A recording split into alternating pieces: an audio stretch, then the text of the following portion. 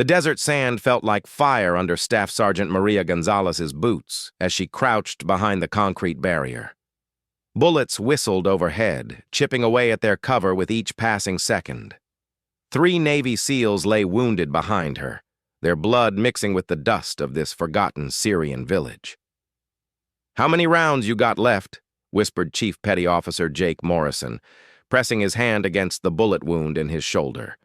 His face was pale, but his eyes still held that steely determination that had gotten him through 12 years of special operations. Maria checked her magazine. 18 rounds. You? 12. Morrison winced as another burst of automatic fire erupted from the building across the street. "Patterson's down to 6, and Rodriguez is out completely." She looked back at the 2 other SEALs. Petty Officer First Class.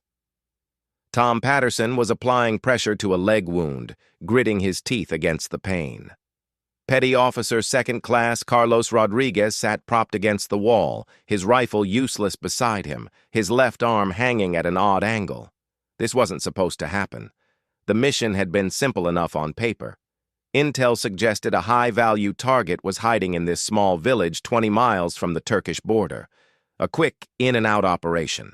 Grab the terrorist leader who had been coordinating attacks against coalition forces and extract before dawn. But Intel had been wrong. Dead wrong. Instead of finding one man hiding in a safe house, they had walked into a trap. Dozens of armed militants had been waiting for them, turning what should have been a surgical strike into a desperate fight for survival. The helicopter that had dropped them off wasn't due back for another 4 hours. Their radio had been damaged in the initial firefight, leaving them cut off from any hope of calling for backup. They were on their own in hostile territory, outnumbered at least 10 to 1. "Ma'am, we need to move," Patterson called out, his voice strained. "They're trying to flank us from the east." Maria peered around the corner of their makeshift shelter. Sure enough, she could see muzzle flashes coming from an alley about 50 yards to their right. The militants were smart, patient. They weren't rushing in for a quick kill. Instead, they were slowly surrounding the Americans, cutting off any escape routes. "They know we're trapped," Morrison said, reading her thoughts. "They're just waiting for us to run out of ammunition." The irony wasn't lost on any of them. Maria Gonzalez wasn't even supposed to be here. As an Army intelligence analyst, her job was usually behind a desk, poring over satellite images and intercepted communications. But she spoke fluent Arabic and had grown up in neighborhoods where survival meant reading people's intentions before they acted. When the SEALs needed someone who could blend in with the local population for reconnaissance, she had volunteered. Now she was the only one in their group who wasn't wounded, and the responsibility for getting them all home alive was falling on her shoulders. "There," Rodriguez pointed with his good arm toward a narrow alley behind a bombed-out shop. "If we can make it to that alley, we might be able to work our way toward the extraction point." Morrison shook his head. "Too much open ground. We'd be sitting ducks." Maria studied the terrain around them. The village was a maze of narrow streets and damaged buildings, perfect for urban warfare. Most of the structures showed signs of previous battles, with walls pocked by bullet holes and roofs partially collapsed from explosions. The militants knew this place like the back of their hands. Every corner could hide an enemy fighter. "What about the mosque?" she asked, pointing to a white building with a damaged minaret about 2 blocks away. "That's even further," Patterson protested. "Maybe, but look at the approach. Those buildings would give us cover most of the way there. And if we can get inside, those walls are thick enough to stop most small arms fire." Morrison considered this for a moment. "Even if we make it to the mosque, then what? We'd just be trapped in a different building." "Not necessarily." Maria pulled out her map, spreading it on the dusty ground between them. "See this? There's a network of underground tunnels that connect several buildings in this area. They were built during the Civil War for smuggling supplies. If the entrance in the mosque is still intact, we might be able to move underground." The sound of shouting in Arabic echoed from multiple directions around them. The militants were coordinating their next move, and it wouldn't be long before they closed the net completely. "How do you know about the tunnels?" Morrison asked. "Satellite imagery from last month showed unusual heat signatures coming from underground in this area. We thought it might be weapon storage, but the pattern suggested movement. People using underground passages." Another burst of gunfire forced them all to duck lower behind their cover. This time, the bullets came from a different direction entirely, confirming that they were indeed being surrounded. "Decision time," Morrison said grimly. "We stay here and fight until our ammunition runs out, or we make a run for it and hope we can find another way out." Maria looked at each of the wounded SEALs. These men had trained for years to handle impossible situations. They had survived operations in Afghanistan, Iraq, and a dozen other hotspots around the world. But right now, they were hurt, running low on ammunition, and depending on her to find a solution. The weight of command was something she had never experienced before. In her regular job, the consequences of a wrong decision might mean missing important intelligence or filing an incorrect report. Here, a wrong decision meant 4 people would die in this forgotten village, their families never knowing exactly what happened to them. "The mosque," she decided. "We move in stages. Patterson, you're with me in the first group. Morrison and Rodriguez, you follow 30 seconds behind us. If we get pinned down, you find another route." "Ma'am, with respect, I should take point," Morrison argued. "Chief, you can barely lift your rifle with that shoulder wound. Besides, this isn't about rank anymore. It's about who has the best chance of getting us all home." Morrison studied her face for a long moment, then nodded slowly. "All right, Gonzalez. You're calling the shots. Just remember, in combat, hesitation kills. Once we start moving, we don't stop until we reach that mosque." Maria checked her weapon one more time, making sure she had a round chambered and her safety off. Her hands were steady, but her heart was pounding so hard she worried the militants might hear it. "On my mark," she whispered, gathering herself into a crouch. The next few minutes would determine whether they lived or died. There was no room for error, no second chances.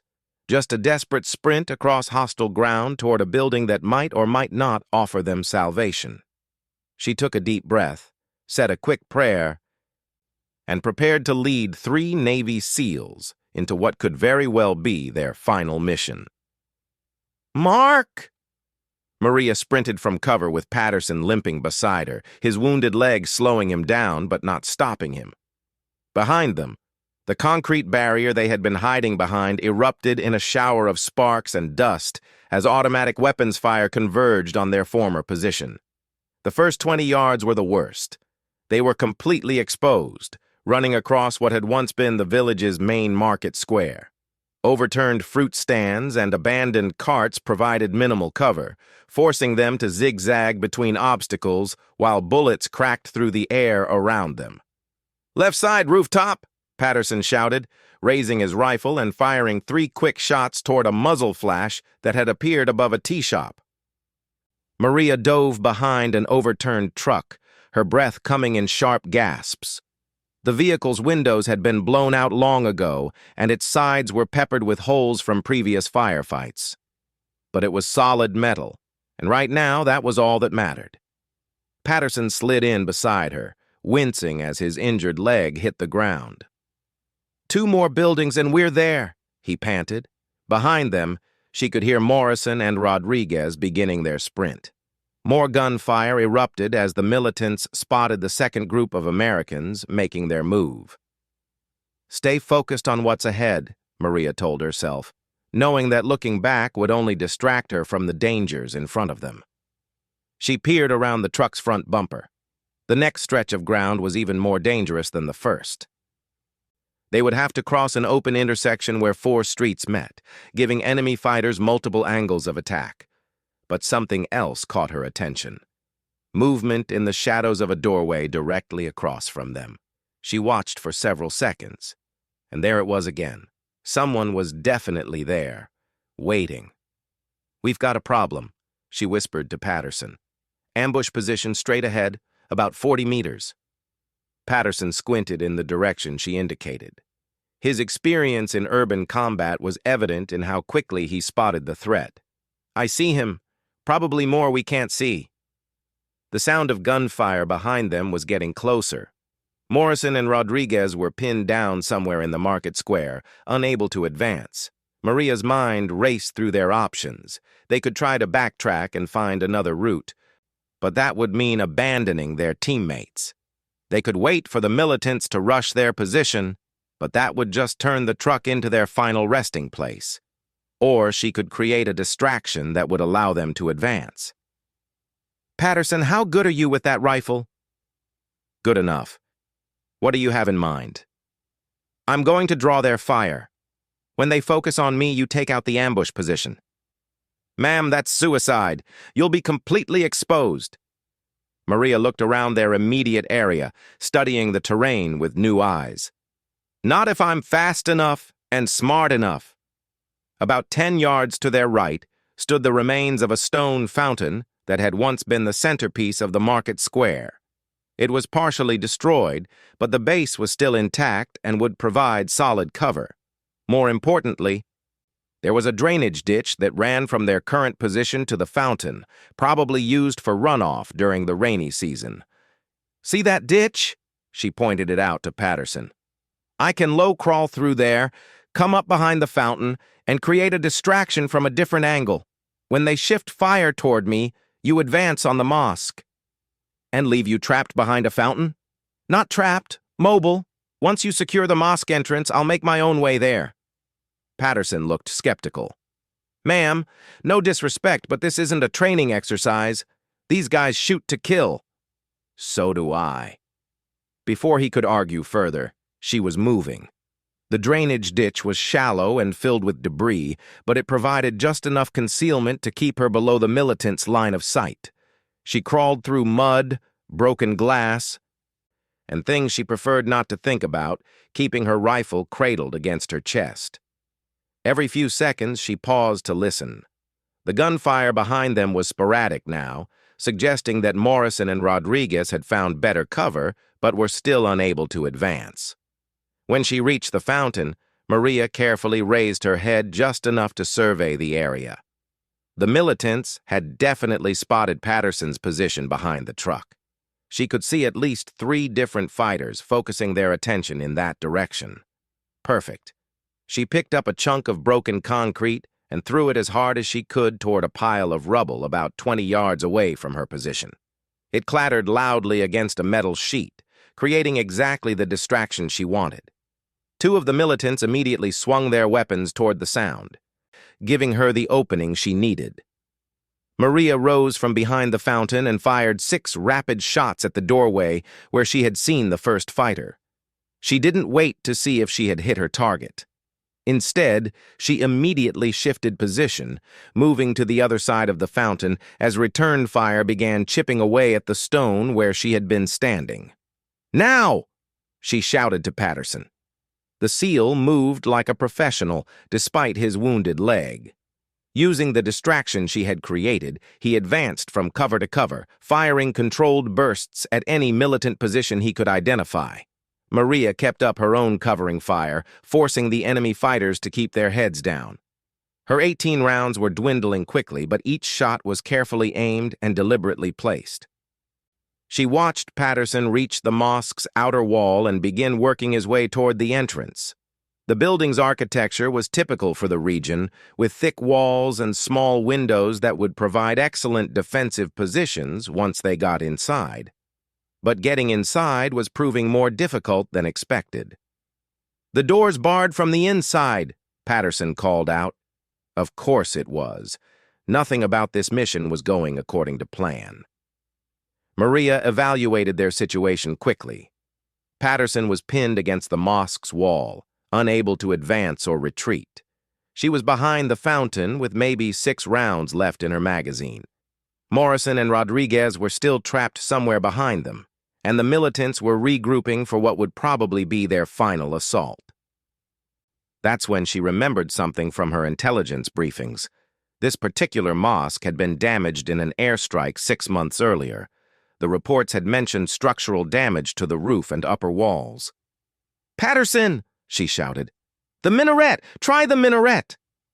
She could see him look up at the damaged tower beside the main building. The structure was partially collapsed, but there appeared to be an opening where the stonework had been blown away. "I see it," he called back. Maria provided covering fire as Patterson worked his way around the building's perimeter. The minaret's base was accessible through a small door that had been left hanging open, probably by scavengers looking for anything valuable in the ruins. Within minutes, Patterson had disappeared inside the tower. The silence that followed was almost worse than the gunfire had been. Maria crouched behind the fountain, listening for any sign that he had found a way into the main building. Then she heard it. A single gunshot from inside the mosque, followed by the sound of the main door being unbarred from the inside. Patterson appeared in the doorway, gesturing for her to advance. "Come on," he shouted. "I've got you covered." Maria sprinted from the fountain to the mosque entrance, expecting every step to be her last. But Patterson's covering fire from inside the building was keeping the militants at bay. She dove through the doorway just as a burst of automatic fire shattered the stone frame where her head had been moments before. "How did you get in?" she gasped, trying to catch her breath. "Minaret connects to the main building through an old stairway. Found one militant inside, but he won't be a problem anymore." The interior of the mosque was dimly lit by shafts of sunlight streaming through holes in the damaged roof. Prayer rugs were scattered across the floor, and pieces of debris from the airstrike were piled in the corners. "Now what?" Patterson asked. "We're inside, but we're still trapped." Maria pulled out her map and studied it by the dim light. "The tunnel entrance should be somewhere near the mihrab." She pointed toward the front of the mosque where a decorative alcove indicated the direction of Mecca. They searched quickly but carefully, checking for booby traps while looking for any sign of an underground entrance. The floor was covered with thick carpets that had been damaged by falling debris. "Here," Patterson called softly, "under this carpet." He pulled back a section of heavy fabric to reveal a wooden trapdoor set into the stone floor. Iron hinges suggested it was old, probably dating back decades. "Let's hope this leads where we think it does," Maria said, grasping the handle. Outside, they could hear the militants regrouping. Voices shouted in Arabic, coordinating what sounded like an assault on the building. Time was running out. In a few minutes, their temporary sanctuary would become a death trap. Maria pulled open the trapdoor, revealing a set of stone steps leading down into darkness. "Morrison and Rodriguez are still out there," Patterson said. "I know." Maria looked back toward the entrance they had come through. "But we can't help them if we're dead. Maybe we can find another way to reach them through these tunnels." The sound of footsteps outside was getting closer. "Your call, ma'am," Patterson said, checking his remaining ammunition. Maria took one last look around the mosque, then started down the stone steps into the unknown darkness below. Behind them, the first militant reached the mosque's entrance. The underground tunnel was darker than Maria had expected. Their flashlights created narrow beams that revealed rough stone walls and a ceiling barely high enough for them to walk upright. The air smelled of dampness and decades of disuse. "Which direction?" Patterson whispered, his voice echoing slightly in the confined space. Maria consulted her map, trying to orient herself underground. "If I'm reading this correctly, we need to head east. There should be another entrance about 2 blocks from here, closer to where Morrison and Rodriguez were pinned down." They moved carefully through the tunnel, testing each step to make sure the floor was solid. The passage showed signs of recent use, with footprints in the dust and empty water bottles discarded along the walls. "Looks like the locals have been using this route," Patterson observed. "Let's hope they're not using it right now." Behind them, they could hear muffled sounds of the militants searching the mosque above. Voices shouted orders, and heavy footsteps moved across the stone floor overhead. After what felt like an hour but was probably only 10 minutes, they reached a branching point where the tunnel split into 3 different directions.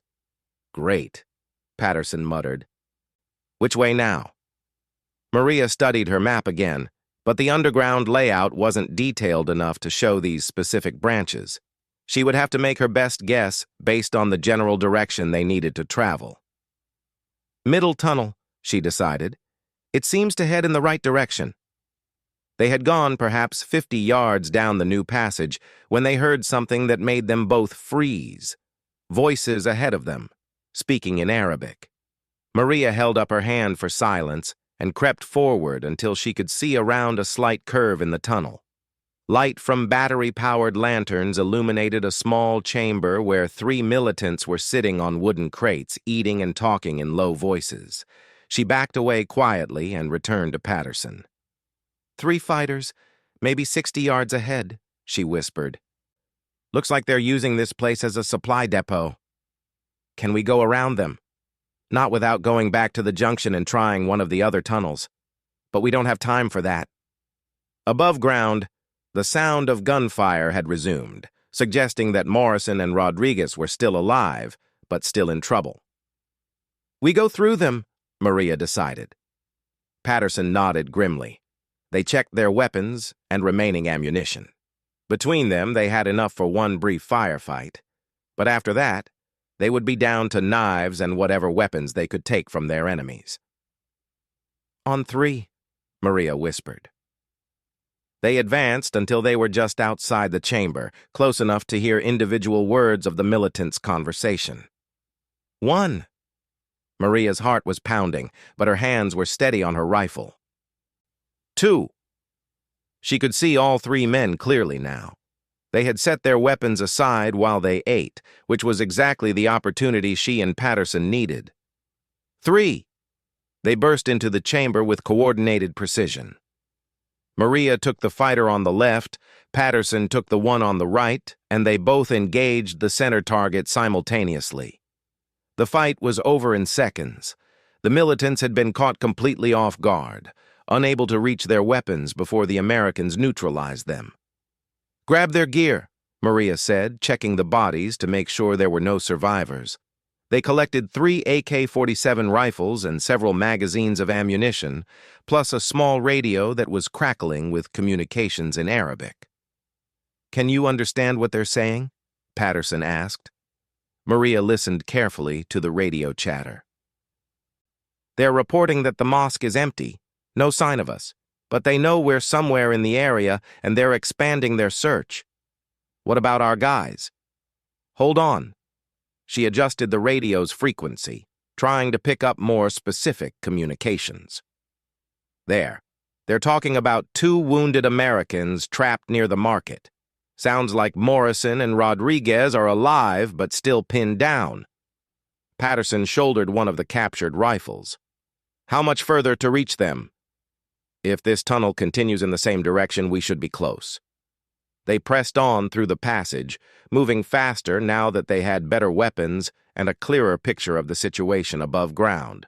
The tunnel began to slope upward, suggesting they were approaching another exit point. Sure enough, after another few minutes of walking, they reached a set of stone steps leading up to another wooden door. Maria climbed the steps carefully and pressed her ear against the door. She could hear distant gunfire, but nothing immediately on the other side of the entrance.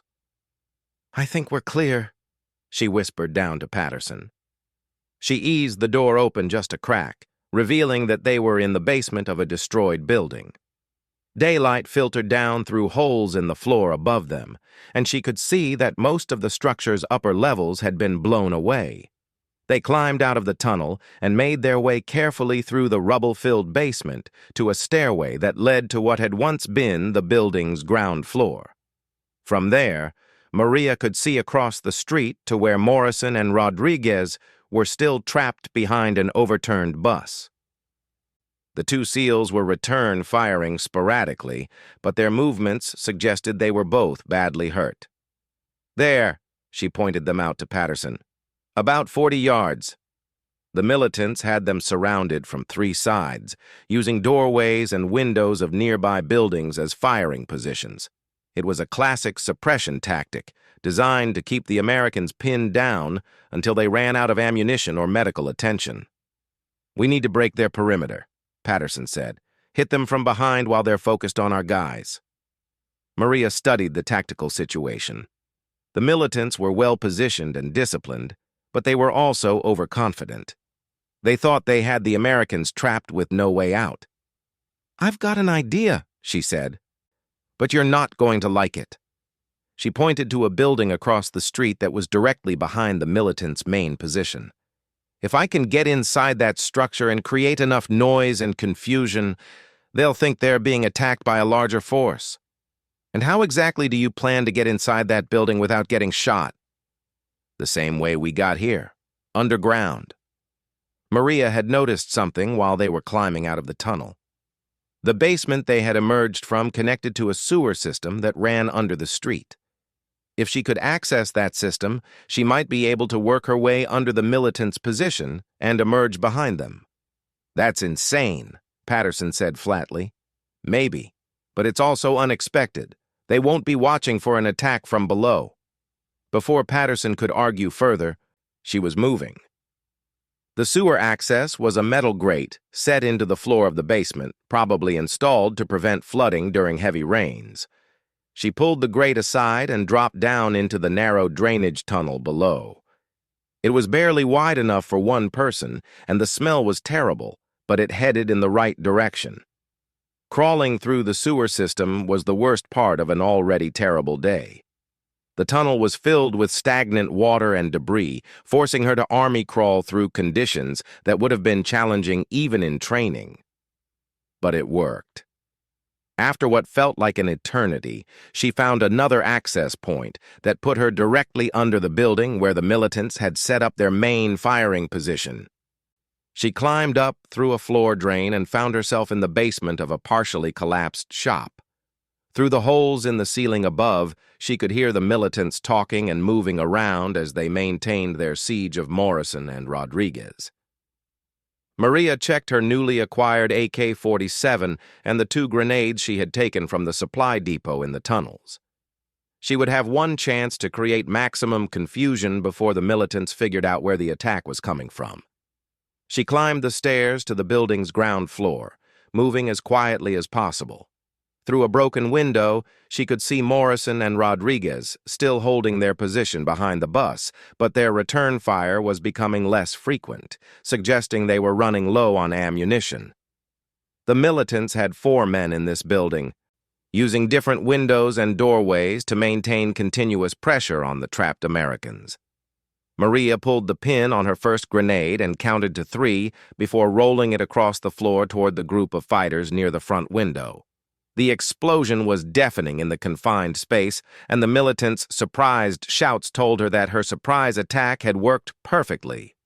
Before they could recover, she opened fire with the AK-47, targeting any movement she could see through the dust and smoke from the grenade blast. The effect was immediate and dramatic. The sustained gunfire that had been keeping Morrison and Rodriguez pinned down suddenly stopped as the militants found themselves under attack from an unexpected direction. "Move! Move! Move!" she shouted toward the bus, hoping the 2 SEALs would recognize her voice and take advantage of the distraction. Through the window, she saw Morrison and Rodriguez break cover and begin working their way toward better positions, using the chaos she had created to advance. But the militants were experienced fighters, and they recovered from the surprise attack faster than she had hoped. Return fire began hitting the building around her, forcing her to take cover behind an overturned table. Her second grenade took out another group of fighters, but she could hear more militants converging on her position from other buildings. "This is about to get interesting," she muttered to herself, checking her remaining ammunition. That's when Patterson appeared at the building's rear entrance, having used the confusion to advance from his own position. "Thought you might need backup," he said with a grin, despite his wounded leg. Together, they fought their way through the building, clearing out the remaining militants room by room. By the time they reached the front entrance, Morrison and Rodriguez had fought their way close enough to provide covering fire from outside. "About time you showed up," Morrison called out as they reunited in the street. Despite his shoulder wound, he was smiling. "Where to now?" Rodriguez asked, cradling his injured arm. Maria looked at her watch. They still had 2 hours before their extraction helicopter was scheduled to arrive, but the entire village would be crawling with militants looking for them. "Back to the tunnels," she decided. "We can move underground to the extraction point and avoid any more surface contact." "Lead the way," Morrison said. "I think we've all learned to trust your judgment on this one." As they made their way back to the tunnel entrance, Maria reflected on how much had changed in just a few hours. She had started the mission as an intelligence analyst providing support to a SEAL team. Now she was leading that team through enemy territory, making tactical decisions that would determine whether they all made it home alive. The tunnels would take them most of the way to their extraction point safely underground. And if her calculations were correct, they would reach the landing zone just as their helicopter arrived. It had been the longest day of her life, but they were all going to survive it. Behind them, the village burned as the militants searched for Americans who were no longer there.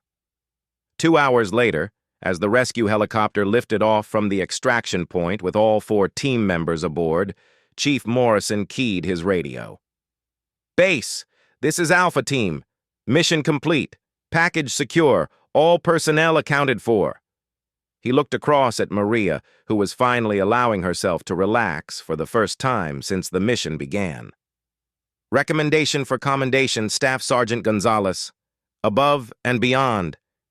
She shook her head. "Just doing my job, Chief." "No," Morrison replied, his voice serious despite his smile. "You did our job, and you did it better than we ever expected." The helicopter banked toward the setting sun, carrying them away from the village and toward safety. It would be months before Maria learned that her actions that day had not only saved 4 American lives, but had also disrupted a major terrorist operation that could have resulted in dozens of civilian casualties. But on that evening, as the Syrian countryside fell away below them, she was just grateful that everyone was going home.